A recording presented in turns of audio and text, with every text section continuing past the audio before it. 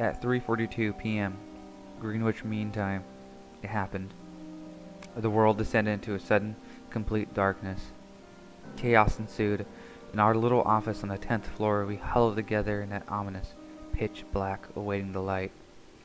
There was a television in our break room, and someone found the remote control. Using the memory of our fingers, we managed to change the channel to news. For a long time, there was just silence. Then, through the seemingly endless dark, came a voice.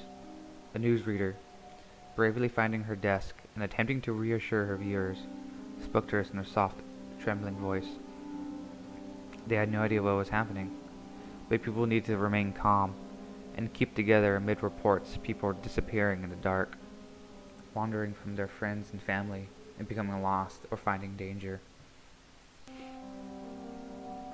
We spent the next 3 days in the office, finding our bearings in the dark, and managing to eat and sleep in relative comfort, despite the feeling that we were frozen in some kind of alternate universe. Then, exactly 72 hours after the darkness came, it was gone.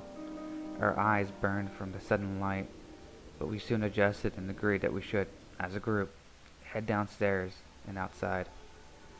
Descending the stairs, a smell greeted us.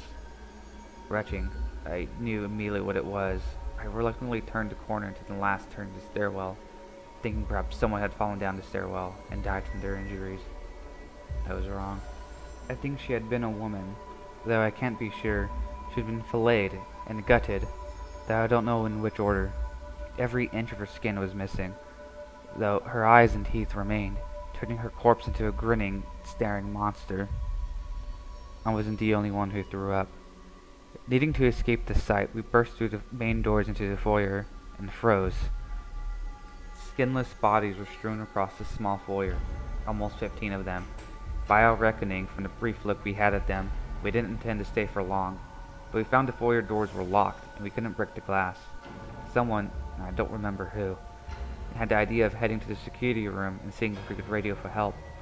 Picking our way past the bodies with churning stomachs, we found the security room open, and the guard fled inside. By mutual agreement, we heaved his body out and shut ourselves in. While one of the others tried to make contact, some of us started looking at the security footage from the foyer from the last 3 days. We couldn't believe what we saw. It hadn't gone dark at all. We had gone blind, and while we were blind, they had come. Sinewy, smoky black shadows without faces, only eyes. Strange, glowing eyes. They were filleting people and wearing their skin as a disguise. We turned into the CCTV on our floor and watched in horror as they walked among us, but chose none. To this day, I don't know why.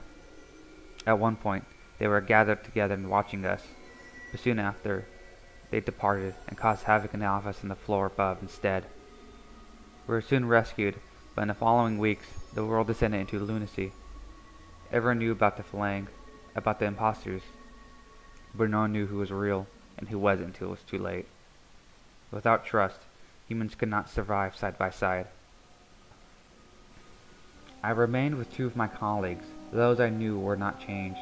We packed camping gear and decided to make our way to the wooded area outside of town, to keep away from society as it became more and more volatile.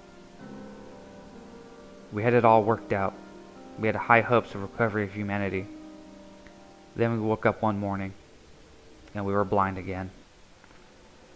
3 days later, the light came back, and I was with both of my friends, and one body. I don't know which it is, but I'm sure it won't be long until we find out.